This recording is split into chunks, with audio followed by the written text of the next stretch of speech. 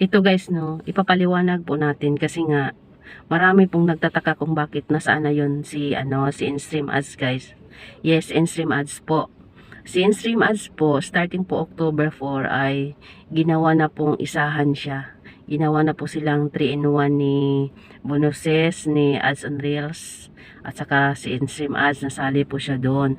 Sa mga baguhan po dito, sa mga hindi pa po na-monetize, yung in-review pa po until now yung kanilang mga in-stream ads. Si in-stream ads po guys ay hindi na po siya alone. Isahan na po siya, ginawa na po siyang unified po dito ni Facebook starting po October 4 last year. Yes guys. Kaya sa mga in-review pa dyan, wala na po yung pag-asa na matutuloy pa yon.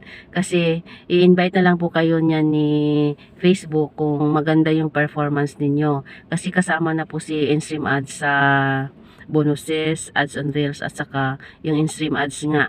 Isahan na po sila, ginawa na po silang unified. Unified group po guys, meaning po isahan na po. Parang 3-in-1 na po siya. Parang kape na po siya na 3-in-1. Yes guys. Kaya kung maganda yung performance ninyo, maganda yung inyong mga content, wala kayong violation, ma-invite po kayo niyan guys sa content monetization tools po ni Facebook dito. Mayroon na po yung ads on reels at saka mayroon na pong bonuses. Yes guys. Andun po si in-stream ads. Kaya ang labanan po dito ngayon ay performance po natin at saka yung mga content natin na dapat po original po na yung atin talaga. Yes guys. Kaya kung may plano po kayong ma-monetize pa dito po sa in-stream ads, pagbutihin nyo lang po, baka po maswerte kayo na isa din kayo sa ma-invite po dito po. Yes guys. Kaya sa mga hindi pa po na-invite dyan, sa mga baguhan dito, sa may mga plano pa po na magba-vlog, yung performance po natin dito yung basihan at saka yung engagement po. Dapat po pantay po yan sila at saka dapat po wala po tayong violation kasi hindi na po basihan ngayon yung sa dami po ng followers.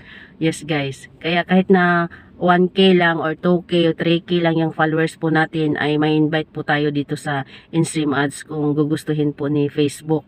Yes guys. Kung gugustuhin po ni Meta na invite tayo dito, may invite po tayo kahit na po kaunti lang yung ating mga followers. Yes guys, kasi nga performance po dito yung basihan para po ma-eligible po tayo dito sa kanyang bagong tools po. Ando na po yung in-stream ads doon. Kaya igihan lang po natin, wag po tayong tatamad-tamad para po ma-invite po niya tayo. Yes guys, kasi swerte tayo kapag na-invite tayo sa kanyang content monetization tools dito kasi tatlo na po yun siya, bonuses, in-stream ads, at saka ads and reels po. Yun lang po guys.